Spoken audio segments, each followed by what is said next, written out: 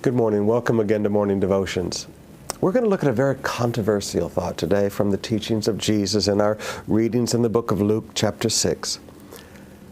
We're going to deal with a passage that confronts this modern Christian attitude of engaging the culture, being popular with the world. I don't understand this thing in the church today where we really want the world to like the church. And we think that in order to evangelize the world, we have to get the world to like us. I'm sorry. The world is never going to like us. The world didn't like Jesus. The world hated him and rejected him. He came to his own, and his own rejected him. We need to understand that we are a counterculture in this world. We are not part of the world's culture. We don't fit in their box. Now listen to what Jesus said, beginning with verse 22 of Luke 6. Blessed are you when men hate you, when they exclude you, and insult you, and reject your name as evil because of the Son of Man. Rejoice in that day and leap for joy, for great is your reward in heaven, for that is how their fathers treated the prophets. Now read the other side of the same teaching a few verses later in verse 26. Woe to you when all men speak well of you, for that is how their fathers treated the false prophets. Now, let me approach this on several levels. Young people, please, let me just be honest with you. Young people, you're never going to be part of the in crowd. Young people, you're never going to be part of the super popular on the university campus. It's never going to happen because Jesus is in you. You won't do what you need to do in order to be popular.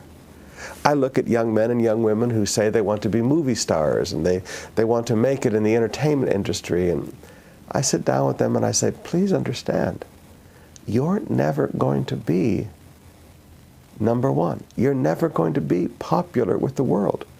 You're not going to be willing to take your clothes off. You're not going to be willing to do the things that the world wants you to do in order to be popular. Now, please understand, Jesus said that we would be hated. Jesus said we would be excluded.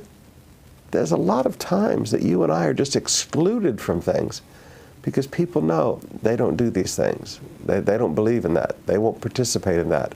They don't like that. We will be insulted and we will be rejected. Now, forgive me, that's what Jesus said is going to happen. And when it happens, Jesus didn't say cry. Jesus said, you're blessed. The Greek word means be happy. In fact, he said, rejoice and leap for joy.